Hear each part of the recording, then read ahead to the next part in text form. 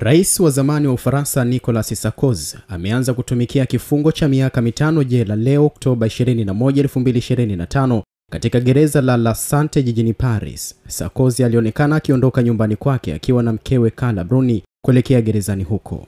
Sarkozy alihukumiwa Septemba 25 mwaka 2025 baada ya kupatikana na hatia ya kujihusisha na njama ya kutafuta ufadhili haramu wa kampeni za urais kutoka serikali ya Libya chini ya marehemu Kanali Muammar Gaddafi katika uchaguzi wa mwaka 2007. Kwa mujibu wa taarifa za French 24 News, huenda Sarkozy akawekwa katika kifungo cha kutengwa kwa sababu za usalama. Kabla ya kwenda gerezani, aliliambia gazeti la Tribune de Manche kwamba haogopi jela.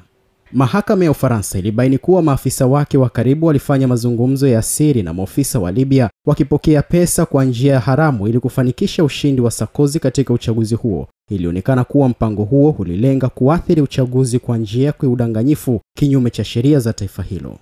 Kesi hiyo pia ilihusisha uchunguzi kuhusu nyaraka za kiusalama, ushahidi wa mashuhuda na uhamisho wa fedha kutoka Libya. Uchunguzi huo rasmi ulianza mwaka 2013 na kesi ilifunguliwa rasmi mwaka 2025 kabla ya hukumu kutolewa.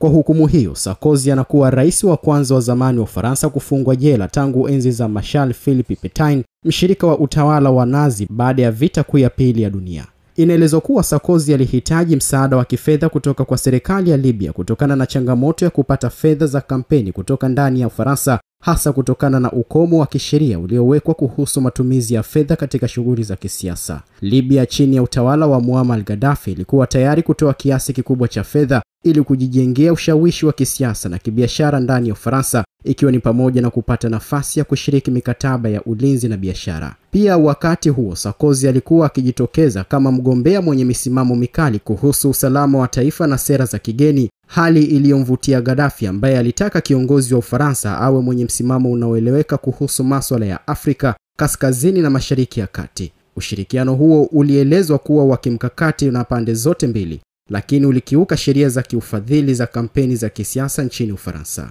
Aidha, ushahidi wa nyaraka uliojitokeza baadaye ulionyesha kuwepo kwa mawasiliano ya moja kwa moja kati ya baadhi ya maafisa wa Sarkozy na maafisa wa juu wa Libya waliokubali kutoa zaidi ya euro milioni 50 kwa ajili ya kampeni hiyo. Hata hivyo, Sarkozy amekuwa akikashifu na kukanusha vikali tuhuma hizo, akisema ni njama za kisiasa dhidi yake.